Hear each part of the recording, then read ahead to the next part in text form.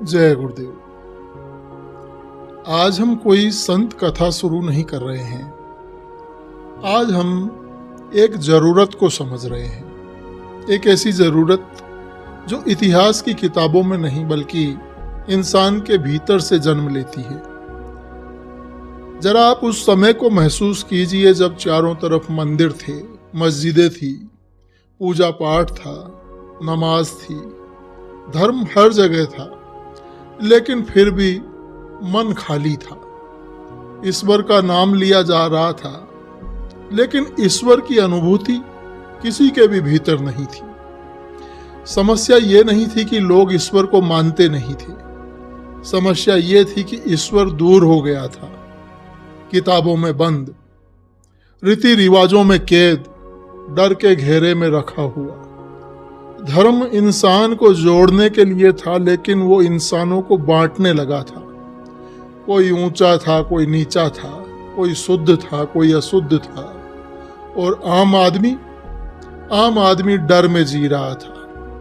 डर ईश्वर का नहीं, डर इंसानों का।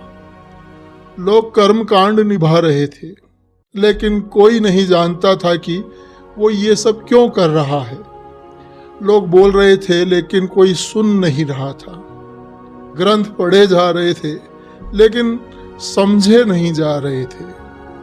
और जो सवाल पूछता था उसे चुप करा दिया जाता था, क्योंकि सवाल व्यवस्था को हिला देते हैं। तो यहाँ एक बात बहुत साफ समझनी जरूरी है कि समस्या धर्म की नहीं थी, समस्या दिशा की थी। रास्ते बहुत थे, लेकिन चलने लायक कोई रास्ता नहीं था। इंसान ईश्वर तक पहुंचना चाहता था, लेकिन उसे कोई ऐसा हाथ नहीं मिल रहा था जो उसे भीतर की ओर मोड़ सके। और यहीं से एक जरूरत पैदा हुई, और वो जरूरत थी गुरु की। लेकिन गुरु का मतलब क्या? कोई ऐसा नहीं जो डर पैदा करे, कोई ऐसा नहीं जो खुद को ईश्वर से ऊपर बैठा दे, बल्कि ऐसा गुरु जो इंसान को ये समझा दे कि ईश्वर उससे अलग नहीं है, जो बाहर देखने की आदत को अंदर की ओर मोड़ दे।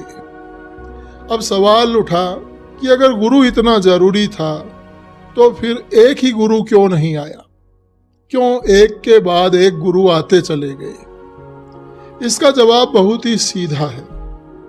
समय बदलता है, हालात बदलते हैं, चुनौतियां बदलती हैं, लेकिन सत्य हर समय नया रूप लेकर सामने आता है। इसलिए ये कोई एक व्यक्ति की कहानी नहीं बनी, ये बनी एक परंपरा, एक जीवित परंपरा। और इस परंपरा की शुरुआत होती है गुरु नानक साहब से।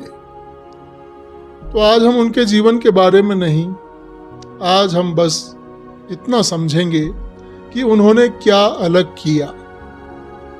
गुरु नानक साहब ने कहा कि ईश्वर किसी एक धर्म की जागीर नहीं है, ईश्वर किसी एक जगह में बंद नहीं है, ईश्वर डर से नहीं मिलता, ईश्वर प्रेम और सत्य से मिलता है। ईश्वर हर उस दिल में है जो उसे सच्चे मन से खोजता है। लेकिन गुरु नानक साहब के बाद ये यात्रा रुकती नहीं है, क्योंकि जो बीज उन्होंने बोया उसे आगे बढ़ाना जरूरी था।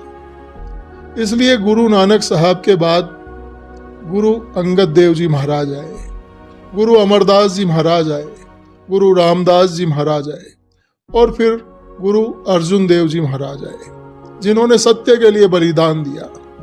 फिर गुरु हरगोबिंद सिंह जी महाराज, जिन्होंने साधु के साथ साथ सिपाही बनना सिखाया।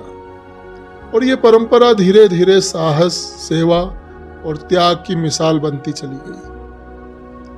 एक बात आप हमेशा याद रखिएगा, गुरु बदले लेकिन मार्ग नहीं बदला, शरीर बदले लेकिन दृष्टि नहीं बदली। ये ऐसे ही है जैसे एक नदी बहती है, घाट बदलते हैं, नाम बदलते हैं, लेकिन जल वही रहता है।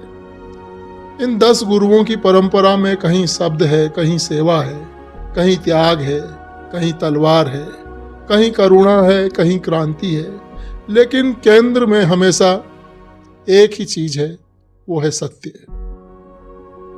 तो अब हम सिलसिलेवार इन महापुरुषों के जीवन के बारे में विस्तार से जानेंगे। तो आप बराबर इस सत्संग वार्ता में हमारे साथ बने रहिएगा। ये उन लोगों के लिए है जो समझना चाहते हैं, जो महापुरुषों की जीवन गाथा को सुनना चाहते हैं और न सिर्फ सुनना, उन्हें महसूस करना चाहते हैं। तो हम जल्द ही गुरु नानक साहब के बारे में चर्चा करेंगे। गुरु महाराज की दया कृपा आप सभी पर बनी रहे। जय गुरुदेव।